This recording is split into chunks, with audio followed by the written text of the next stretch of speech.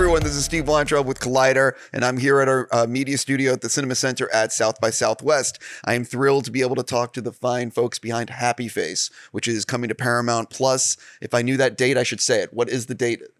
March 20th. March 20th. Thank you. I apologize for not knowing, but that's why you guys are here. Okay, and Steve. the interview is done. That's all you needed to do. Steve, thanks for having us. Right? Thanks You for guys your have been great. consideration. So, listen, a lot of people might have seen the trailer already, but there's going to be a lot of people watching this who haven't. So how have you been describing, what do you want people to know about the show? This is the first interview, so we don't know about describing what, and we're trying to figure out who should speak, and I think it should be you. Oh, man, it's my turn. Okay. This is a show about a real-life human named Melissa Moore, who is the daughter of the serial killer known as the Happy Face Murderer. He's a real guy. Real guy. I play Melissa Moore, and this guy over here plays my dad, Keith Jesperson. And she has had an incredible coming out as this man's daughter and using the bad of her story to make good and being an advocacy for victims. One of the things I was curious about, I'm pardon me for not knowing, I'm assuming this show is like a one-season show. No, baby. Oh, so this is something that could go on for like multiple... Forever. Could go on forever. He was a serial killer. She's still doing so work. It's like, Oh, for real? She's still doing work. Yeah. Oh, so I'm glad I asked this because I wasn't sure if this is one of the, you know what I mean? Yes, she also, Melissa Moore has an incredible career as a producer of true crime stories, but from the angle of the victims and also the all of the people that are touched by the trauma of crime. So, you know, it's the perpetrator, the victim, and then both of their families. You know, you think it goes like this, you know, when somebody commits a crime. Before I get into specifics of the show and asking you some stuff, the crime genre, the docuseries, it's so prevalent in our society now. What do you think it is about these stories that like captivates so many people and wants to listen to podcasts and shows and, you know, because it's a very popular genre. I think it helps people sleep at night. I'm serious. I think it's like Dateline, which people put on when they're going to bed because they like to watch somebody else's misery or something. And it's something that you get so involved in the story, you're so focused on it that you don't think about your troubles and you fall asleep. I mean that in the highest compliment possible because you will go back and you'll finish that thing, even if it takes 5 nights. But people are obsessed with crime. It used to be local news, like when I was growing up. The local news was higher rated than the national news. It's because they talked about break-ins, they talked about, you know, murders and stuff like that, and it played to people's fear and you know, that could happen to me, and people are obsessed at how could people do that to one another. Yeah, I was going to say, I think people are interested in what it means to be human and all the different facets and the darkness and the lightness and all the different kind of qualities of being a person. So when you hear a story like Melissa's or a true crime story, you lean into the how could someone do that? And I think that's what grabs people's attention and holds it. I'll just move on to my next thing. So one of the things about the show like this is that you filmed it like a year ago in Vancouver. It's a pretty fast turnaround. You know what I mean? Sometimes because VFX. What does it mean for you guys to be here at South by like a year later, premiering the series? You know, at this festival. It's just a really cool place to premiere something. It's a fantastic place. It's great. Too. Yeah. It's South by. I mean, I've lived here in Austin many years, and I'm from Texas. And I remember South by when it was, you know, it was just a little music festival. That's what it was. And then it grew, and then they brought in tech. And they used to maybe screen a movie or whatever for the heck of it. But now it's turned into, I think it's on its way to becoming really premier film festival and television, in a place that's going to rival a bunch. Oh, you're 100% right. This festival over the last decade has grown exponentially. You know? It's so cool. I feel so cool right now. But, we filmed this a year ago, and it's amazing how the thing that's so unique about television and film is when you work on a piece of art like this, and you can always go back and look at it, and it reminds you of that moment in time. As an actor, you watch a scene and you remember the day that you filmed it. You remember what was happening in your life, and all of our lives have changed so much within the last year. And then all of us are really excited, I think, to share the story with people. This is a true crime show, but it's a unique true crime show. It's a different take, and it reminds you that when somebody has to endure a trauma that involves any kind of crime, it all ultimately goes back to family. Yeah, it's about family. What makes this unique is that, for one thing, this Keith Jesperson in the 90s, he murdered 8 women in about 5 years. And what makes it unique is the relationship that he had with his daughter when she was a little girl at this time was like he was a doting father. And they had a really sweet relationship. And then she was about 13 when she found out her father was a serial killer. And so how to reconcile this really sweet, loving dad with these murders, and this continues on, with their life. And I think people can relate to that. And yeah, I think people can relate to that, because it turns out to be, not about the murders and the titillating, but about that relationship. And of course, she went on to be an advocate for members of other families of serial killers, as well as the victims. So it's both sides. I mean, what you were saying earlier, with this when someone is murdered, there's so many victims on both sides. The murderer's family having lived with that, and the victims' families which are destroyed. Yeah, it's interesting because you're playing someone who clearly, no matter what, she still loves her dad for being her dad, but also hates her dad for what there's so many levels to who she is. So talk a little bit about getting ready for a role like this and how you want to play it, because you have to show a lot. Because she's going through a lot and so many emotions. Yeah. So when I first started working on the role and the project, one of the first things I did was listen to Melissa Moore's podcast called Happy Face. And it was a beautiful sort of roadmap to her psyche. When you look at sort of the arc of her life, there is the time before this crime and the time after. And how do you reconcile the man you knew before this crime and the man you knew after? And you still love the memory of this person before that. And I think when somebody in your family commits a heinous crime, you carry around a bag of shame and guilt with you. That is not your crime, but it is still your guilt and your shame. Is that seed in me? Yes. Yes. I think that is another everything. big thing that Melissa was grappling with. And I think our show does so well to explore is she is trying to figure out whether she is the same as her father.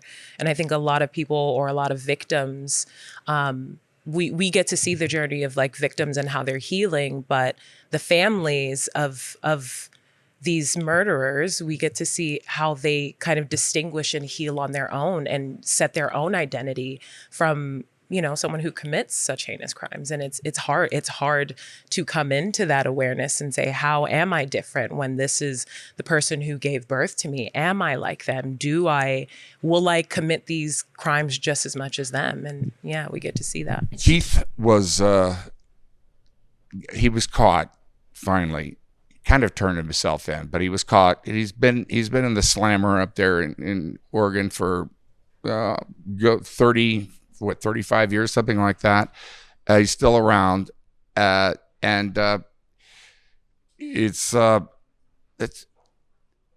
it's like I've said, the story of their relationship, even as it goes on after prison, and it's a really interesting story. He was the happy face killer because he I think he decided he wanted to get caught in a way of his own guilt, and he started leaving notes like in bathroom walls. He wrote letters to newspapers and television stations, daring them to find him, and he left a little happy face, have a nice day thing that It's so as a calling card. It's so interesting because you wonder if so many serial killers get away for so long because they don't do things like that. They're anyway, I'm off on a tangent. For the four of you, I am curious. So you see the shooting schedule in front of you. You know what's coming up. There's 8 episodes. What do you have circled? Like, what was there a day or two that you had circled in the script or the shooting schedule where you're like, I can't wait to film this? Or how the F are we going to film this? Yeah. We had a really special day of filming. We did a oneer. Jimmy, you can. Oh, that oneer was exciting. Yes. It was. I don't want to ruin the story. It was like in episode 4. 4. Yeah. Oh wait, was it 4? Well, no, it's 3. by the time people watch it, It they'll was forget 3. what I episode know. we said it was in. It was episode 3. But it was episode 3. Yes, it was episode 3. And the director who came in had this idea, and we won't give away the plot, but he had this idea that we're going to do it all, and it was like a 5 or 6 minute sequence, 7-minute sequence. And there were dog and children involved, which is the dog and those are the two things that make it even more exciting to shoot because you never know what they're gonna do with dogs and children. I don't no. I It's a like big working with them. Same. And we had them that day. But We love our kids. We love our kids. We love our children in life. That's and all on I work camera. with is dogs and children. yeah. We have a dog with us today. We do. Yeah. Well, we're gonna get to it. Oh, don't kid yourself. That's coming. This set, this group of people, the actors, and Jen Kikicchio, who wrote our show, she's a phenomenal writer. And so I can only speak for myself, but I think I speak for the group when I say, like, it was a joy. It was a joy to come in and shoot and read her words and read the scripts that she crafted. So I can't point to one particular day, but when the scripts are coming in and you get excited to read them as an actor, that's a really good sign. Also, there was so much constant conflict throughout the storyline. So that's always exciting to play. The other thing that I think is really important about this story is this character, she has a wrong that she cannot make right, but how can she make things better? So I think that's sort of why this show can continue to go on and on and on, because her work as an advocate for victims continues to go on and on and on. And unfortunately, there is too much true crime to count, and there are too many victims. So I feel like there's much more story to be told in that way. I think for me, I was constantly excited about the partnership between Melissa and Ivy and how they started to grow as collaborators, and then also how I hear you hear what I hear, right? right under.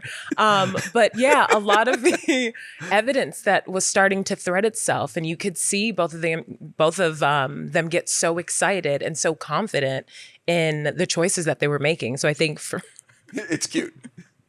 Are you cuddling with her? Where No, is she? she's snoring.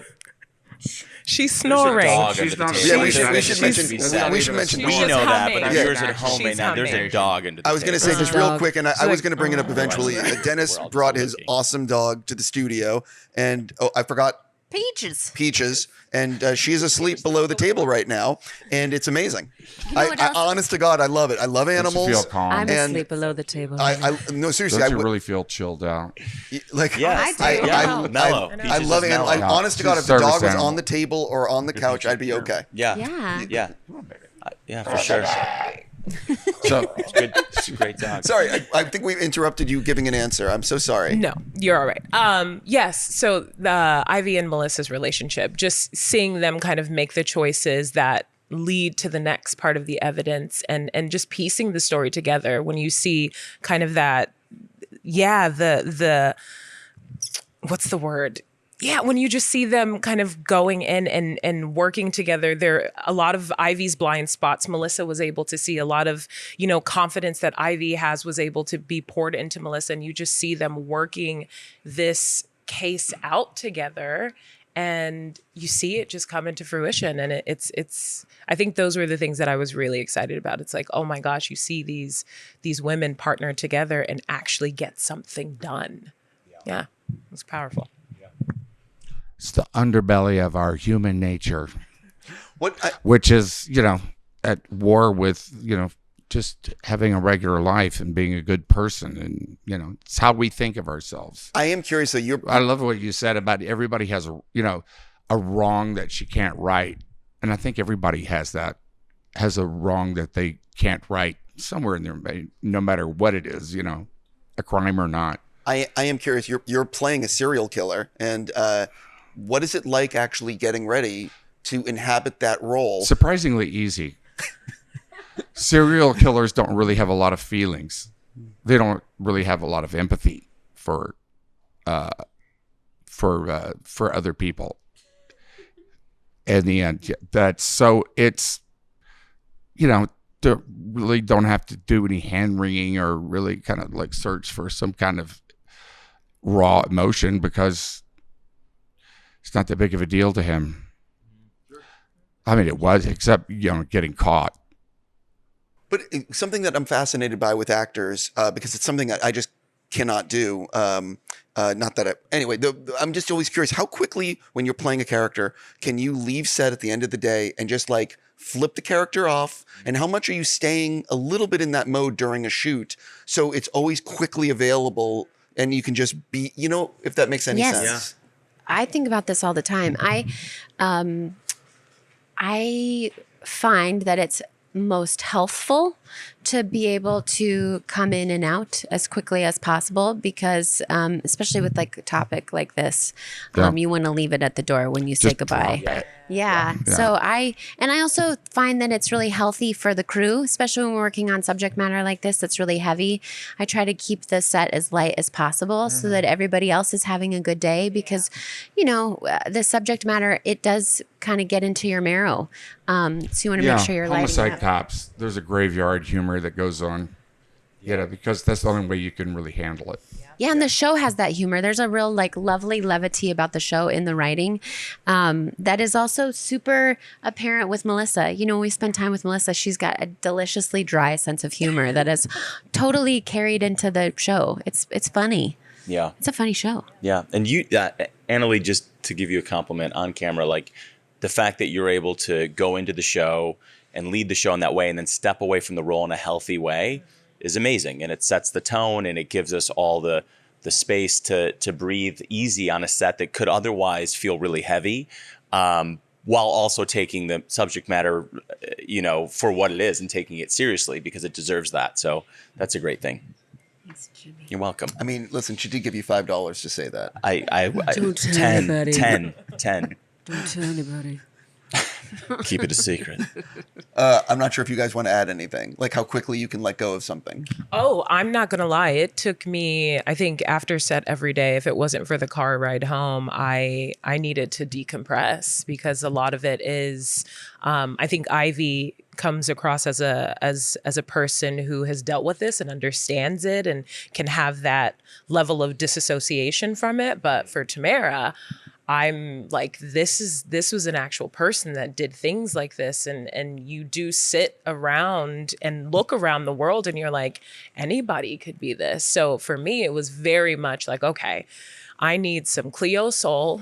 I need to put on some very soothing lo-fi beats and calm my brain and tell myself that everything is okay in the world, and that there are people like Melissa. There are people that are out here trying to help heal people, and hopefully in some way that I am doing that as well. But it is a lot, and thank God for Annaleigh and always dropping her earring.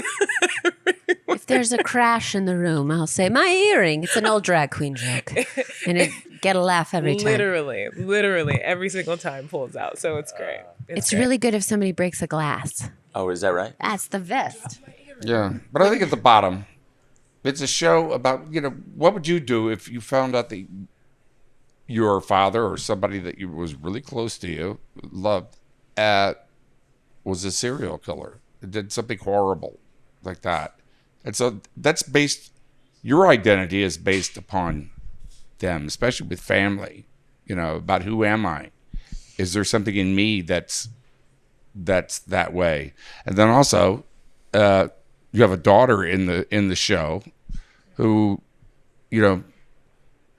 she's kept the that knowledge that her grandfather was a serial killer, and they finally meet too. And so, how is that passed on? Is it, or what? That's what you're afraid of, No, about totally. who you yourself are. Oh, I'm only. This is like a scratch the surface interview. This is like the beginning of the show. We haven't really, gone into the spoiler stuff or going further. But you guys have a ton more press to do today, and I've been given the signal that I'm done. Yeah. So, This was so fun. I'm just Peaches has an interview that we have to get. Yeah, Lotto, Peaches is getting a photo on the step and repeat. Come on over here. You know, Babe. She's a red carpet wait. event. Come on, jump. Can she make Oh, can she do it? is she? Oh, my word. Right. Yahtzee. What a way to end the interview. She's adorable. I'm telling you. By the way, that is like that's. I was gonna make anyway. Listen, Steve, are you crying? No, not yet. I'm just gonna not yet. It's early in the day. Talk to me at 3:00. Hey, listen, for everyone. Oh my God. So cute. Yeah. Yeah. How old is Peaches? She's 7. What if a child just came out from under the table? It was like, hi, I've been here too. Listen, Adopts and children. in all seriousness, I hope it's a big hit for you guys. Thank you. And look at that. And thank you so much for coming in. And good luck with the rest of your speed dating today. Thanks. Thanks Thank so you. much. It was a great date. Yeah. Thank you for starting it off.